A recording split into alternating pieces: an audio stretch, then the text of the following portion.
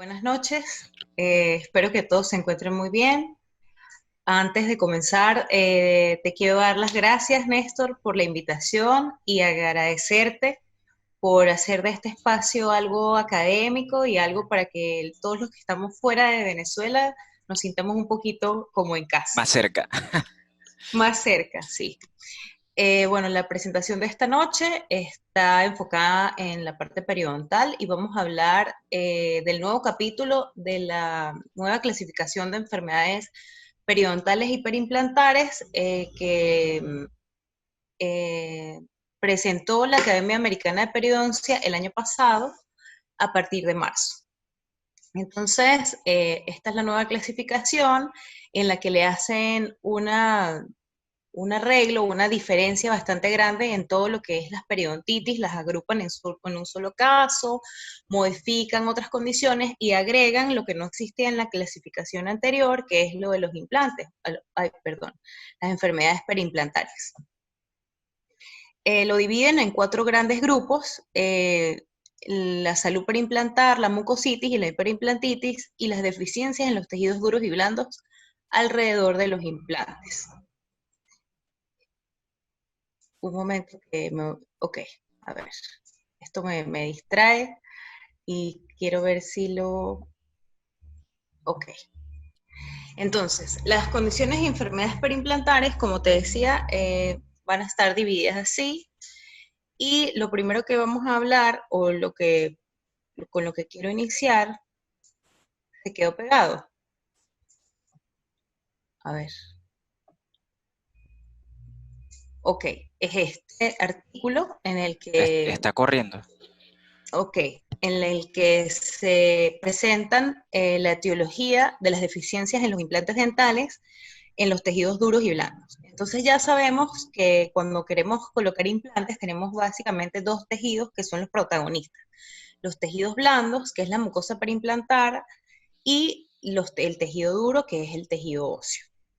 Entonces, los factores que van a afectar la deficiencia del tejido duro en los implantes dentales, tenemos la pérdida dental, las extracciones dentales que son traumáticas, las infecciones endodónticas, las fracturas radiculares, que pueden ser verticales o longitudinales y que suelen ser bastante profundas, los traumas generales, como pacientes que tienen grandes accidentes automovilísticos, traumas faciales, otro área que también es bastante complicada es la rehabilitación en el sector posterior de acuerdo a la localización del seno maxilar, y hay ciertas enfermedades sistémicas o pacientes que sufren, especialmente mencionan la displasia ectodérmica, que es una enfermedad de origen genético que afecta la cantidad de los dientes que el paciente va a presentar en boca, entre otras cosas.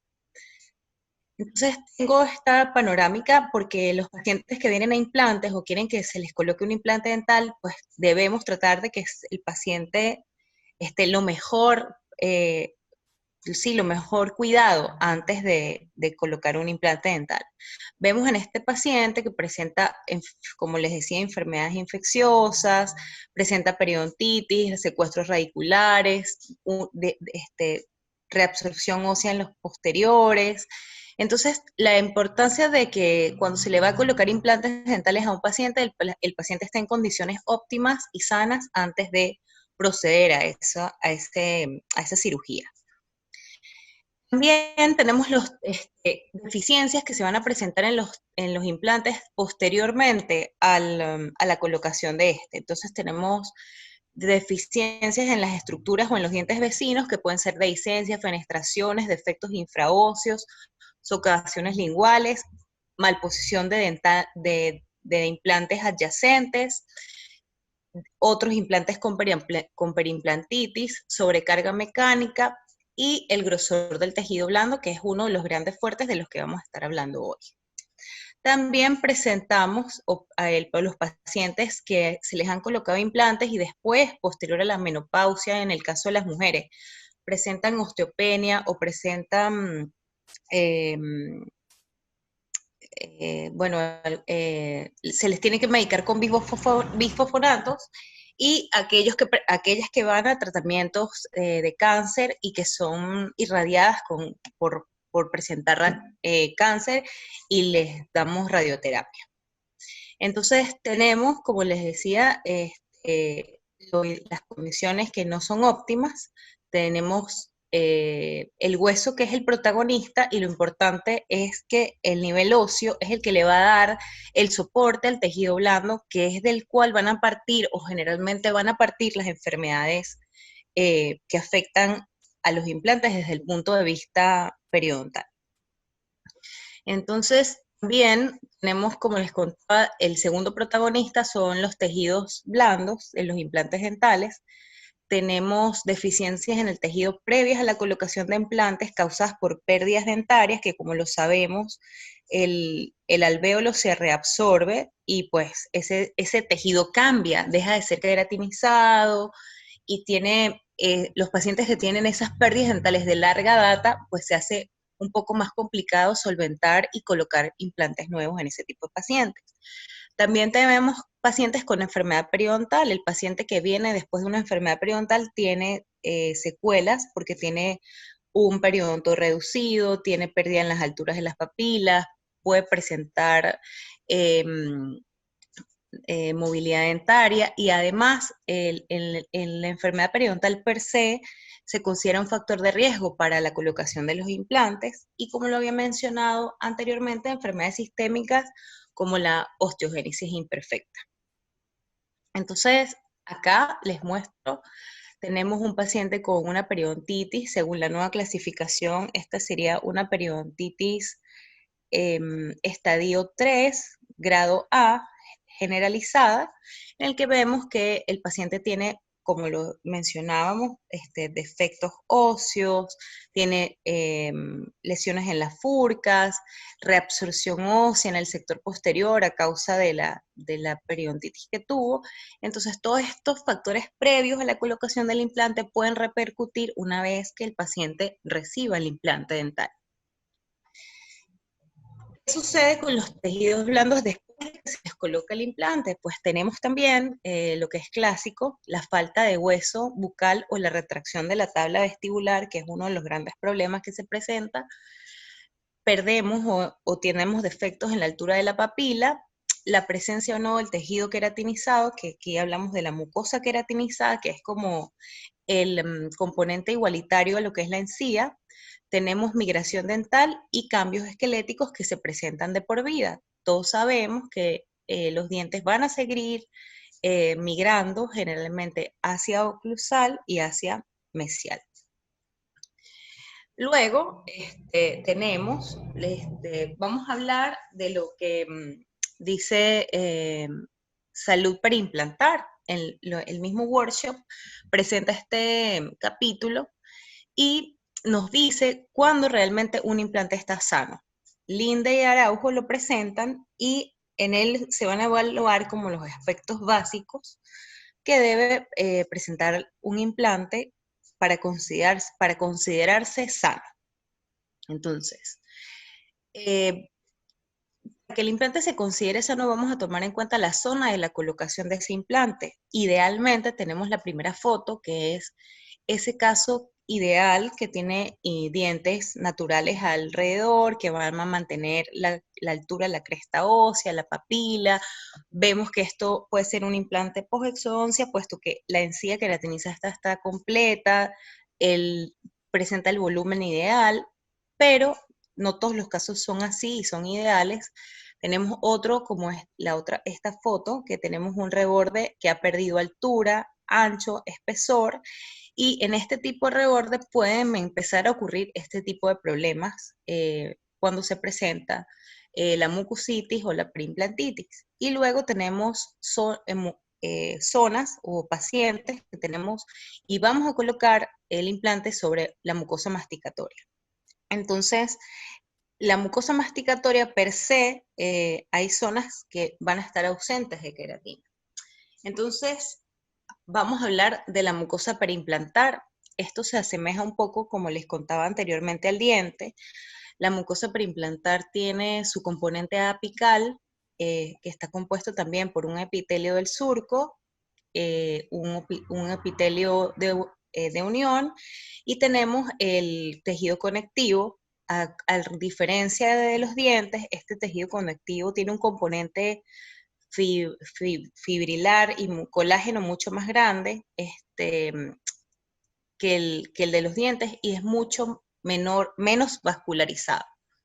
Entonces, anteriormente se pensaba que el sondaje del tejido de los implantes debería hacerse hasta la cresta ósea, y hoy en día el criterio ha cambiado. Debemos introducir la sonda muy levemente para no romper esa unión o ese selle que es bastante lábil y no hacerle un daño más bien al tejido.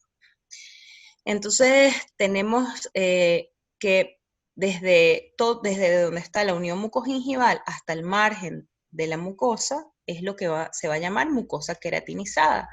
Y también va a depender en donde esté en la altura o la cresta ósea y de donde quede colocado el implante. A raíz de todos estos cambios o que genera la anquilosis del implante al hueso, vamos a tener una configuración distinta en la mucosa preimplantar a las encías que presenta un paciente con dientes naturales. Entonces, como les decía, esa porción, esa mucosa, la porción coronal está cubierta por epitelio, es un epitelio similar al epitelio unión y un epitelio del surco, y tenemos el segmento apical, como les contaba, de tejido conectivo. En realidad, todo lo que es la parte de óseo-integración y la vitalidad del implante va a depender, o lo ideal es que toda esa parte interna del tejido conectivo esté lo mejor posible para que el implante logre la anquilosis ósea y pueda integrarse y funcionar bastante bien. Entonces, aparentemente las fibras de la encía o presentes en ese tejido epitelial se van a integrar de una forma diferente. No van a ser como de distintos haces con distintas direcciones y hacen que sea una encía firme, la de los dientes. En cambio, en los implantes, las fibras aparentemente se agrupan de manera circular para crear esta porción de mucosa queratinizada. En el aspecto bucal, esta debe medir aproximadamente de 3 a 4 milímetros desde el margen de la mucosa hasta la cresta ósea, y el epitelio que la recubre mide aproximadamente 2 milímetros de largo. Cuando el implante es colocado en mucosa masticatoria, esos haces, como les decía, van a tener una configuración distinta y se presume la presencia de fibras circulares. ¿Cuándo va a ser esa unión estable y madura? Generalmente de 6 a 8 semanas posterior a la colocación del implante dental. Entonces aquí les muestro esta imagen que trae la comparación entre las características de los tejidos periodontales y los periimplantares. Las fibras de Charpey se unen al cemento de los dientes de las formas naturales perpendicularmente a la superficie del diente, y la del conectivo alrededor del implante generalmente paralelas o rodeando el contorno de la superficie del pilar. Entonces, aquí vemos unas paralelas y otras circulares. En cambio, obviamente, los haces de las fibras en los dientes se van a orientar de manera diferente y sobre todo tienen el soporte de la cresta ósea. No todos los implantes van a tener ese soporte porque va a depender de dónde se ubique la altura de la cresta ósea post implantación. La mucosa preimplantar es muy importante, es un tejido bastante noble en mi humilde opinión. Está cubierta por un epitelio ortoqueratinizado, y para que sea sana también tenemos que, además de su longitud, que debe ser de 3 a 4 milímetros, debemos tener un grosor adecuado de por lo menos 2 milímetros. ¿Para qué? Para que esta mucosa sea capaz de combatir la agresión bacteriana, mantenerse sana y proteger el implante y para que no, también para que no se retraiga, para que no haya sangramiento y para que no se desarrollen las enfermedades que vamos a describir más adelante, que son la mucositis y la perimplantitis. Muy importante realizar el sondaje de los tejidos preimplantares. Sí, es súper importante. Y a todos los que estén escuchándome, es bastante importante saber que les debemos tomar el sondaje a los implantes después de pasado el proceso inicial de la cicatrización para tener un registro radiográfico y periodontal del paciente al momento o en la línea base de colocado el implante. El sondaje, en esta foto hay un error, no conseguí una con una sonda plástica, lo ideal es que se haga con sondas plásticas. Eh, También anteriormente que se creía que debíamos forzar la sonda hasta la punta o de la cresta ósea. Hoy en día ese criterio cambia y debemos simplemente introducirla hasta que el tejido ofrezca resistencia y realizar el sondaje con una fuerza ligera de aproximadamente 0,25 newtons. ¿Por qué? Porque este collar de tejido que rodea el implante, como ya les explicaba, por la conformación que tiene la cicatrización del tejido, tiene menor resistencia al sondaje. Se produce cierto daño al sondear los implantes, pero es un daño que se mínimo, muy leve, como el que se produce en los dientes al realizar el sondaje, y que luego de 5 a 7 días histológicamente ya ha cicatrizado y ya se hace reversible, pues no va a ser un daño que se va a agravar o algo. Entonces es importante registrar ese sondaje inicial que van a tener los implantes, generalmente luego de que se carguen o se coloquen en función. Otra de las cosas que tenemos que tener en cuenta para los implantes sanos, vamos a hacer el sondaje óseo o transmucoso. Este va a determinar el alto del tejido blando. Se hace en forma horizontal y vertical, como en las fotos, y sabemos que la mucosa periimplantar generalmente va a ser más alta en las zonas interproximales de 1 a unos 5 milímetros más que en la parte bucal o lingual. Y lo importante es que, según algunos autores, esta mucosa tenga aproximadamente 2 milímetros de grosor.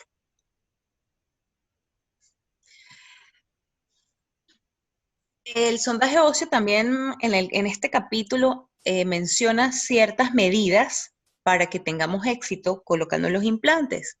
Entonces, hace un tiempo atrás, Tarnow y colaboradores establecieron que cuando la distancia entre la cresta ósea y el punto de contacto dentario protésico es de 5 milímetros o menos, la papila siempre va a estar presente.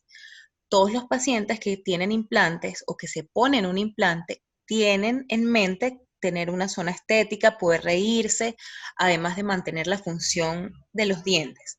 Entonces, es bien importante estos 5 milímetros para que podamos darle a ese paciente un pronóstico quizás bueno para que tenga papilas o se pueda crear la papila.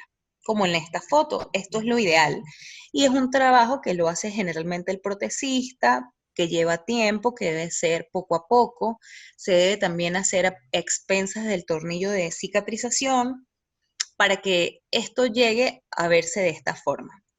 Entonces, la altura de la papila entre una restauración implanto soportada y un dente natural debe ser a la misma medida, igual o menor a 5 milímetros.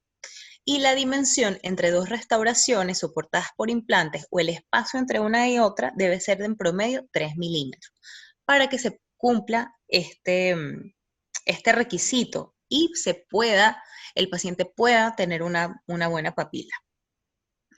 En cuanto a el otro aspecto es la mucosa queratinizada. Este término describe la mucosa masticatoria presente en muchos, pero no todos, en todos los implantes. Se extiende desde el margen de la mucosa perimplantar hasta la mucosa móvil de revestimiento. Como les decía, allí es un patrón importante ver dónde se ubica la línea mucogingival. Está cubierta por un tejido, un epitelio escamoso ortoqueratinizado. Su diámetro en dientes es reglamentario sobre 1 milímetro, en implantes tenemos que aproximadamente debe ser de 2. Estas medidas hoy en día generalmente tienen mucha controversia porque hay estudios que han reportado que en la sobrevida del implante realmente la cantidad de mucosa queratinizada no es relevante. Sin embargo, hay otros estudios que reportan que para que el implante tenga menos inflamación, menos sangrado, menos movilidad, eh, tenga mejor resistencia ante el ataque de la placa bacteriana, lo ideal es que esta encía tenga 2 milímetros. ¿Ok? Y también se ha visto asociada que con los pacientes que tienen menos de 2 milímetros de encía queratinizada presentan mayor disconfort al cepillado. Entonces, es algo que debemos considerar y que generalmente o idealmente el paciente debe ir con un buen ancho o con un buen espesor de hueso para recibir el implante. Idealmente, ese tejido debería tener encía queratinizada al momento de que colocarse el implante, porque de no ser así, entonces vienen las complicaciones y ya es más difícil resolver algo cuando el implante está colocado. Entonces, no es imposible, pero se hace más difícil, pues más trabajoso.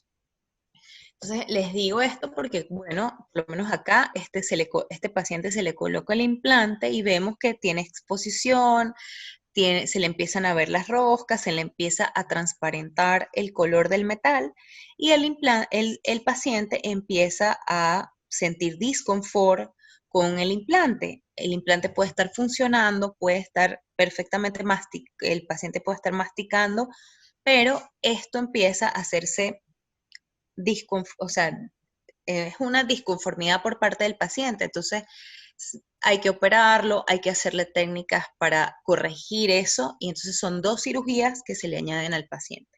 Entonces, lo ideal es que el paciente tenga por lo menos 2 milímetros de mucosa queratinizada al momento de recibir el implante. Vemos lo mismo, esta foto está aquí, la unión mucogingival, entonces tenemos esta rosca puesta igual, pero esta banda es mucho más ancha. Entonces, este implante en teoría debe funcionar muchísimo mejor que el otro en comparación. Este se va a tener mayor resistencia, entonces no va a sangrar, no se va a enfermar, no le va a dar mucositis o periimplantitis, porque tiene esta banda que es una defensa realmente la presencia de ella. En cuanto al tejido óseo, alrededor de los implantes, sabemos que todo el maxilar anterior, el hueso medular es el que es el dominante, mientras la porción anterior de la mandíbula tenemos hueso laminar denso. La cortical ósea está comprendida por hueso laminar, es más ancha en la mandíbula, aproximadamente de 1,8 milímetros, que en el maxilar, que es de 0,8, siendo aún más estrecha en el maxilar anterior que en la mandíbula.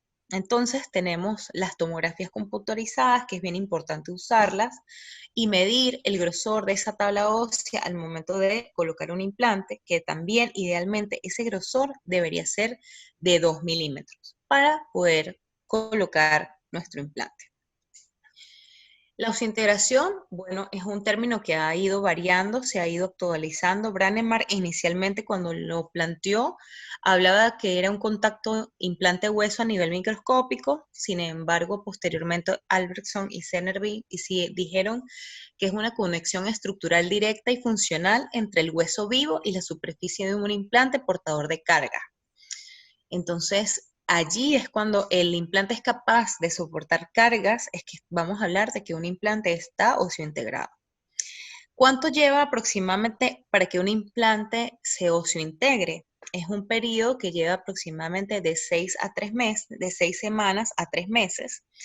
Y los estudios reportan que aproximadamente en este tiempo, cerca del 60% de la circunferencia del implante va a estar totalmente rodeada de hueso. Entonces vemos que es igual, como yo siempre le digo a mis pacientes, es un periodo que necesita una cicatrización especial, que hay que dejar que el implante se integre para que el implante también sea exitoso.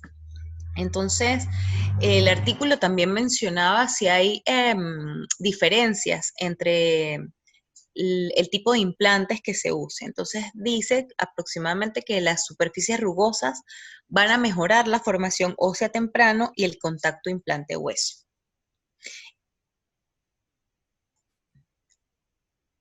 Sabemos también que al colocar un implante siempre va a haber pérdida ósea al menos de 1 milímetro en la cresta ósea, luego del primer año en función. Entonces, hay estudios en animales que demostraron que la ubicación de la interfase o el micrograph entre el pilar y el implante van a determinar la cantidad inicial de esa pérdida ósea de la cresta marginal. Entonces, es bien importante que sea una relación íntima, que sea bastante estrecha, lo más estrecha posible para que el implante sea exitoso en ese sentido y esa cresta ósea no empiece a perderse más allá de la remodelación que va a tomar el primer año, que es normal que se pierda. También hablaba el artículo sobre las marcas y los diseños de los implantes, que hoy en día las casas comerciales tienen distintas cosas para llamar la atención y poder vender los implantes. Y realmente tiene que ver algo con el diseño del implante, el sistema de implantes y la destreza del operador, más que otra cosa. Entonces, luego de que esté aproximadamente el 75% del periodo inicial de desintegración y de que ya pasó la fase de cicatrización, los implantes no deberían experimentar pérdidas óseas.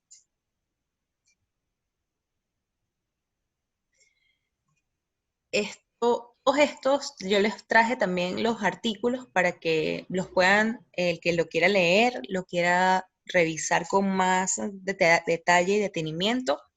Todos están en la clasificación nueva de periodoncia y todo lo que he estado hablando hoy está referenciado en estos implantes. Entonces, hallazgos clínicos y radiográficos en un implante sano. Entonces, lo más importante es la inspección visual. Debe haber ausencia de los signos clásicos de la inflamación, como entonces tenemos una mucosa rosada, firme, desinflamada. Debemos hacer el registro de higiene oral en el paciente. Es muy importante el control de placa por parte del paciente. Deben ser evaluados y sondeados al menos una vez al año. Las bolsas perimplantares deben medir aproximadamente menos hasta 5 milímetros, es lo permitido. Más de 5 milímetros ya se considera perimplantitis. Ojo, pero este sondaje se debe realizar la comparación de la línea base. O sea, hay que registrar lo ideal que dicen los expertos es que tomemos el sondaje inicial y luego lo podamos comparar para determinar si este implante sigue sano o desarrolla alguna enfermedad. Debemos tener ausencia de sangrado y se debe hacer, obviamente, la evaluación radiográfica para ver los cambios los cambios los cambios óseos, perdón. Como les decía, debe haber ausencia de la pérdida ósea, no se debe exceder 2 milímetros y todo los cambios a nivel óseo que excedan los 2 milímetros debe ser compatible con una patología. Entonces observamos este implante, esta foto, ha perdido aproximadamente 1 milímetro, está totalmente óseo integrado, entonces esto es un implante que está sano y lo que es o aproximadamente mide el tejido, la mucosa queratinizada, pues debería, como les conté hace un momento, debería medir 5 milímetros. También hoy en día estamos hablando de fenotipos perimplantares, así como fenotipos periodontales, y este artículo nos presenta los anchos y grosores adecuados. Esto es un estudio en el que presentaba un reporte acerca del ancho adecuado o inadecuado. Entonces, el fenotipo periimplantar ideal deberíamos tener un ancho adecuado de la mucosa queratinizada que sea mayor o igual a 2, El grosor de esa mucosa también debe ser de 2 milímetros. La altura del tejido supracrestal debe ser aproximadamente 3 milímetros. Y el grosor óseo perimplantar adecuado debe ser igual a 2, mayor o igual a 2. Entonces ya para abordar el tema de las enfermedades que se van a presentar en los implantes dentales, vamos a hablar de la mucositis. En la mucositis voy a extenderme un poco más, les voy a hablar de los factores de riesgo y que comparten un poco con la preimplantitis, para que no se haga aburrido y repetitivo.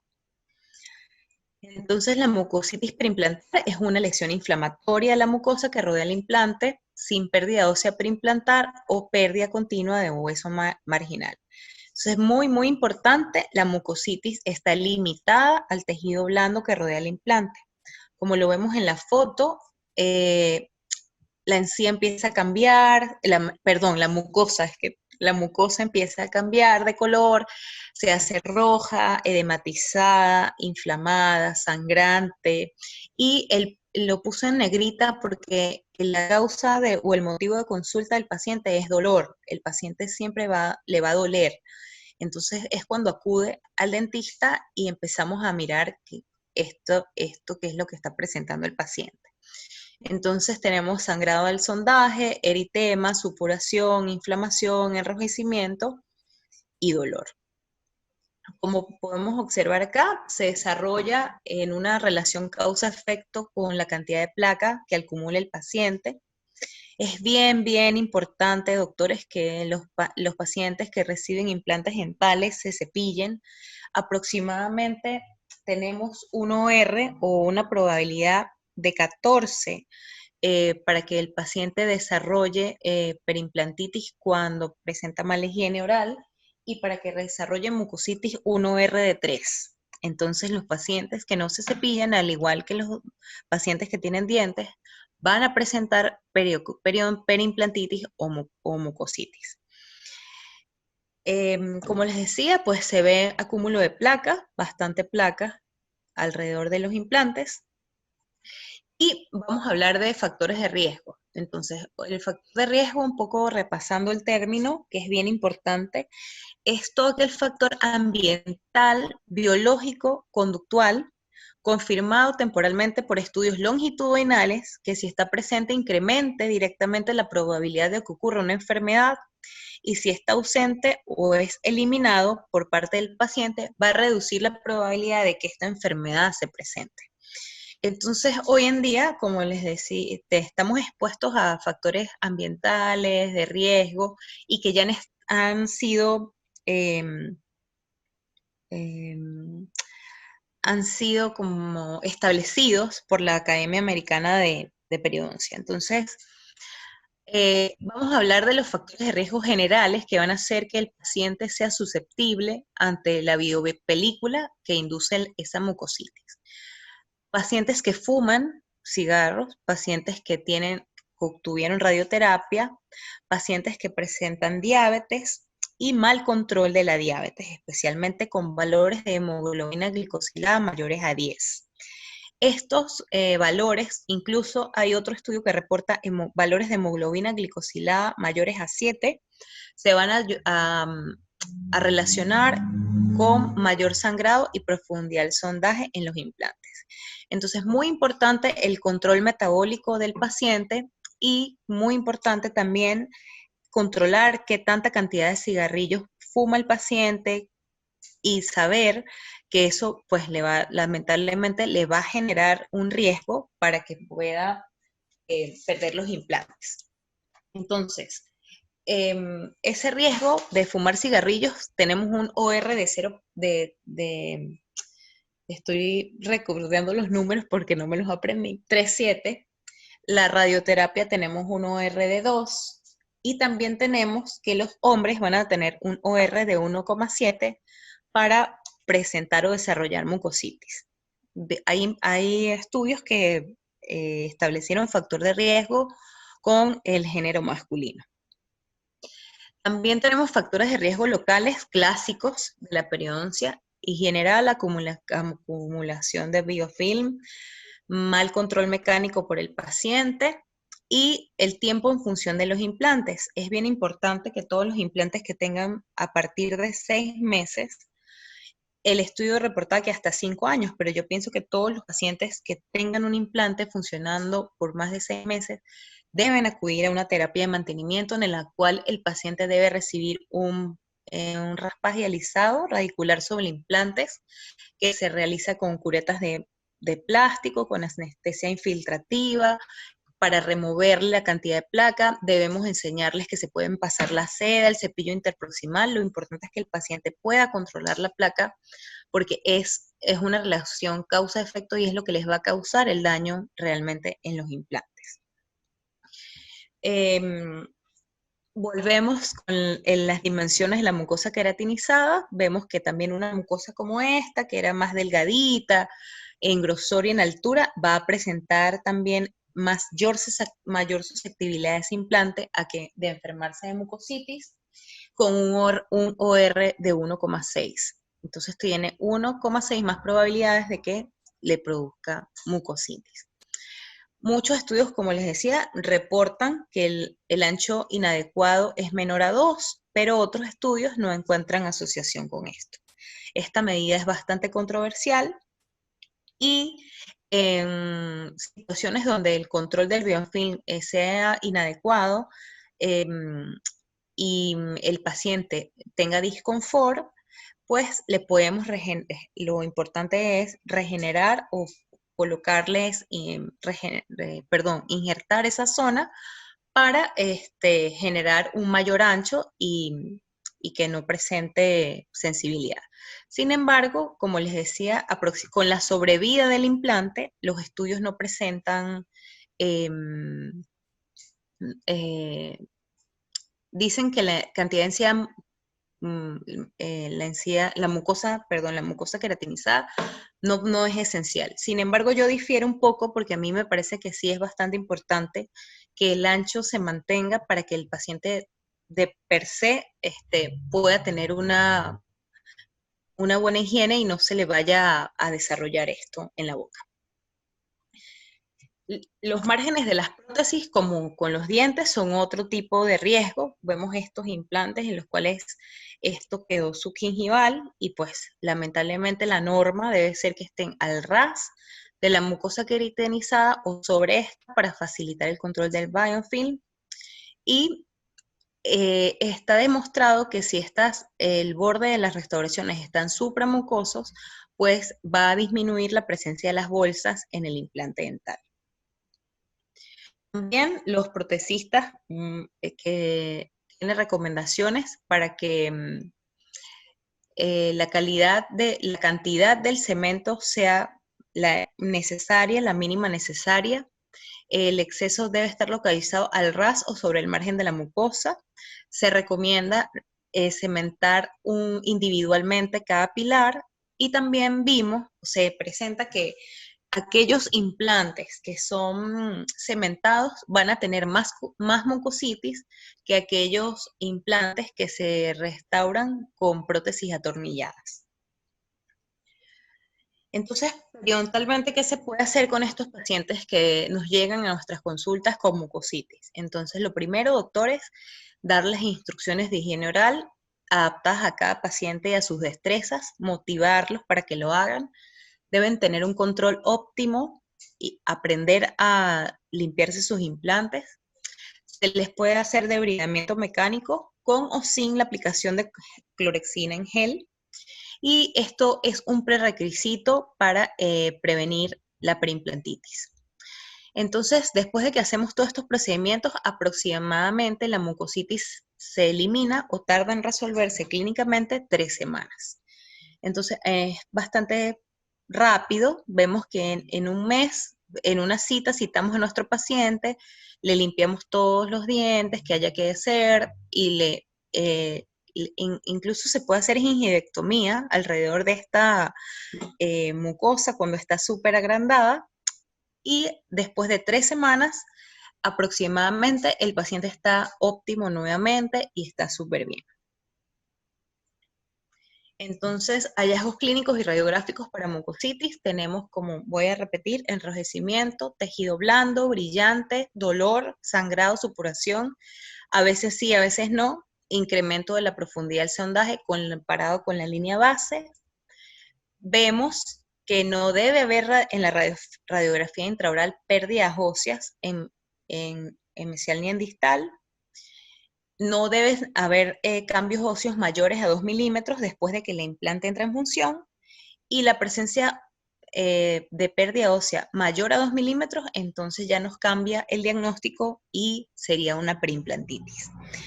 Entonces ya saben, en la mucositis no debe haber pérdida ósea, es solamente inflamación limitada al tejido blando, a la mucosa. Como lo vemos acá, la foto un poquito borrosa, pero vemos el agrandamiento. No todos los pacientes desarrollan este agrandamiento, otros desarrollan recesión, pero está inflamada, sangrante, dolorosa, pero radiográficamente no debe tener pérdidas óseas. La perimplantitis, que es la más grave de estas enfermedades, es una de las más comunes y la maltratada también. Vamos a hablar de ella. Es una condición patológica que ocurre en los tejidos que rodean el implante. Está caracterizada por la inflamación del tejido conectivo perimplantar y es una pérdida ósea progresiva. Generalmente, o lo que se ha descrito en la literatura, es que esa pérdida ósea tiene un patrón circular, circunferencial, muy característico, mayor a 2 milímetros. Generalmente se detecta, o el primer signo de alerta es el sondaje perimplantar, en el que la bolsa se hace mayor a 5 milímetros, hay bolsas de 6, 7, 8, y el tejido está inflamado, hay edema, enrojecimiento, sangrado y en algunas ocasiones dolor.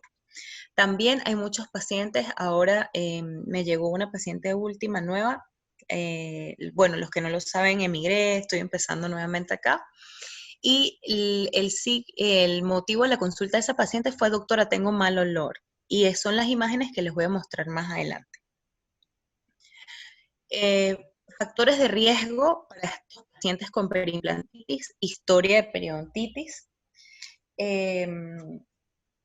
Tenemos un estudio de Araujo y colaboradores del 2015 que nos dice que el factor el OR para periodontitis es de 19. Perimplantitis, perdón, para pacientes que tuvieron periodontitis. Entonces, se incrementa 19 veces que nuestros pacientes sufran de perioimplantitis en aquellos que tuvieron periodontitis. Entonces, obviamente, o sea, si el paciente viene con una historia de haber perdido dientes, de tener enfermedad periodontal, debemos ser más estrictos a la hora de colocarle un implante y explicarle que puede tener problemas en sus implantes si no se cepilla bien. El fumar también es bastante importante, pacientes fumadores. El OR que reporta pacientes fumadores es de 19, entonces es bastante alto también.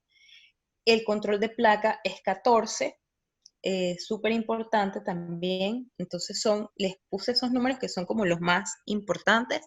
Y otro muy, muy importante, la falta de mantenimiento. Todos los pacientes que no acudan a su terapia de mantenimiento van a perder más dientes que aquellos que van al mantenimiento. ¿Cada cuánto? Por lo menos mínimo una vez al año.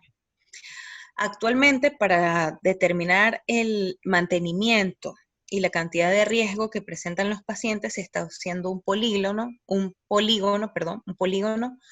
para determinar cuándo debe ir el paciente al mantenimiento de acuerdo a sus factores de riesgo. Pero a todos aquellos que no podemos o no usamos ese polígono aún, o por cuestión de especialidad, no lo sabemos o no lo manejamos, lo ideal es que el paciente vaya al control por lo menos una vez al año. Entonces, esta es mi paciente, la que les decía, tiene aproximadamente 4 implantes en boca.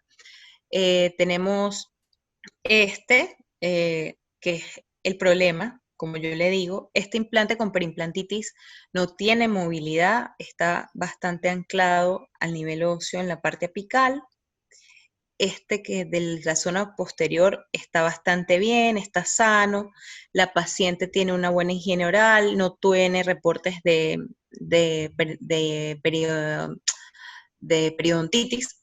Entonces, este motivo de la consulta, ella siente mal olor, mal sabor, entonces tiene supuración allí y realmente la causa a lo mejor de esta perimplantitis, es lo que yo creo, es la restauración del implante y el mal control de la placa por parte de la paciente para poder limpiarse entre estos dientes. Entonces, este es el preapical de esa misma paciente. Fíjense la diferencia, los implantes superiores están súper bien colocados, han mantenido, no están libres, están sanos, no tienen movilidad, no tienen pérdidas mayor a la pérdida ósea inicial, pero pues lamentablemente presenta en estas condiciones un caso bastante clásico de perimplantitis. Entonces, los investigadores o los autores de estos artículos, papers, dicen que hay áreas con controversias. Entonces, tenemos la cantidad de la mucosa queratinizada, el exceso de cemento que se coloque al momento de cargar el implante, factores genéticos relacionados con polimorfismos, generalmente de la interleuquina 1, y ciertas condiciones sistémicas que todavía no se establecen como tal porque no tienen suficiente evidencia. Sin embargo, hay que estar pendientes de pacientes con enfermedades cardiovasculares, pacientes con artritis reumatoidea, osteoporosis, osteopenia, enfermedades tiroideas, el índice de masa corporal, la hepatitis, la radioterapia y la quimioterapia. Y súper importante, como saben, que ya tienen demostrados que son un factor de riesgo, la diabetes y el cigarrillo. Como les decía, también otros de los factores de riesgo locales pueden ser las restauraciones inadecuadas del pilar, el sobrecontorno, los implantes mal posicionados, sobrecarga oclusal excesiva o carga estática lateral y las partículas de titanio. En estos todavía se necesita más evidencia, pero está comprobado. Miren, por ejemplo, yo lo que pienso es que esta perimplantitis se desarrolló a causa de la restauración inadecuada del pilar. En los hallazgos clínicos y radiográficos tenemos la inspección visual de los signos clásicos de la inflamación, tenemos sangrado del sondaje, aumento de la profundidad de la bolsa, supuración. Debemos evaluar las radiografías iniciales para comparar la pérdida ósea después de la función. Presencia de la pérdida ósea más allá de la cresta, esto también necesitaríamos las radiografías iniciales y mayor profundidad del sondaje después de que el implante entra en función. Entonces, eso. ¿Y cómo vamos a tratar a estos pacientes? Bueno, actualmente se puede tratar de regenerar cuando el implante no tiene movilidad, cuando la encía tenemos mucosa queratinizada para poder colocar un injerto y que haya un cierre del colgajo. Estos defectos en B, bastante profundos, son ideales porque son los defectos infraóseos que se pueden regenerar con mayor cantidad con un mejor pronóstico para el paciente. Y bueno, doctores, a manera de consejo a todos los que ponen implantes dentales, tener el registro inicial de sus pacientes para poder determinar lo que pasa después de allí. Tener el sondaje, las radiografías iniciales, para poder tratar y mantener el diagnóstico actualizado del paciente. Entonces, definición de un caso de perimplantitis, cambios inflamatorios en el tejido perimplantar, combinado con sangrado, enrojecimiento, profundidad del sondaje o supuración, aumento en la profundidad de las bolsas comparadas con las medidas iniciales, pérdida ósea progresiva en relación al nivel óseo radiográfico inicial un año después de la rehabilitación protésica. ¿Y qué vamos a hacer? ¿Qué es lo que pasa mucho y es muy común? Ausencia de la radiografía inicial y profundidad del sondaje. Ese paciente que nos llega a todos y bueno, el implante se lo colocó otra persona. Entonces, cambios en el nivel óseo, reabsorción ósea mayor a 3 y profundidades al sondaje mayores a 6 milímetros con sangrado profuso nos indican que ese paciente tiene una preimplantitis. Les dejo para finalizar el, el artículo para que el que lo quiera leer, lo quiera revisar, lo quiera tener en su casa. Me gustó mucho la presentación que dan porque nos resuelven todas las dudas y al fin incluyeron los implantes dentales en esta clasificación. Espero que les haya gustado. Y bueno, esa era lo que tenía preparado para ustedes esta noche.